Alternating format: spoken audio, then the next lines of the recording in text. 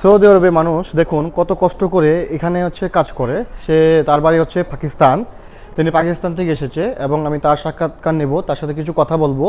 এবং তার বয়সটা দেখুন অনেক বছর, 50 থেকে 60 বছর বয়সে হবে তার। সে কত কষ্ট করছে এখানে সৌদি আরবে, পাকিস্তান থেকে এসেছে।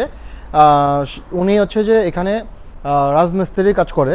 তো দেখুন তার বয়সটা 50 থেকে 60 বছর হবে। এই বয়সে এই 10 কেজি ওজনের ওপরে এক একটি ইট উনি হচ্ছে এখানে টলিতে উনি উঠাইতেছে, এবং এইগুলা উনি কি করবে, ও যারা হচ্ছে যে বিল্ডিংয়ে বানাচ্ছে তাদেরকে উনি গিয়ে ভিতরে দিয়ে আসবে। তো দেখুন এই ভাইটি কত কষ্ট করতেছে এখানে। তো ওনার সাথে আমি কিছু কথা বলতেছি যে ওনার বেতন কত, উনি কত ঘন্টা কাজ করে, এবং হচ্ছে সৌদি আরবে উনি এত বয়সে কেন আসছে। হ্যাঁ, সব কিছু আমি ওনার কাছ থেকে শুনতেছি। উনি আমাকে যা বললো তা হচ্ছে যে দেখুন পরিবারের মুখে হাসি এবং খুশি রাখার জন্য উনি এখনও জীবন যুদ্ধ করে যাচ্ছে এই বয়সে।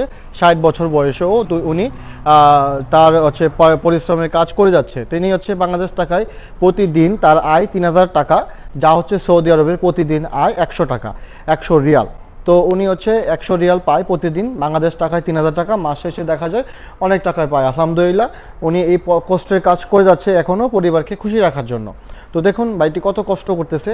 তিনি এই ইটগুলা ভিতরে দিয়ে আসবে, এবং বিশেষ করে এই সৌদি আরবে যখন বিল্ডিংয়ের কাজ করা হয় তখন এই ইটগুলা ইউজ করা হয়। এটা হচ্ছে সৌদি আরবের বিল্ডিংয়ের হচ্ছে যে বাসা বাড়ি তৈরি করার ক্ষেত্রে এই ইটগুলা তারা ইউজ করে, ব্যবহার করে থাকে। তো আমিও ইটটি হচ্ছে নতুন দেখলাম, আমিও ফার্স্ট টাইম দেখলাম, প্রথম দেখলাম। বাংলাদেশে একরকম ইট, এখানে একরকম ইট। সো এখানের ইটগুলা দেখুন এরকম ইট তারা হচ্ছে ব্যবহার করে থাকে সৌদি আরবে বিভিন্ন বাসা বাড়ি তৈরি করার ক্ষেত্রে।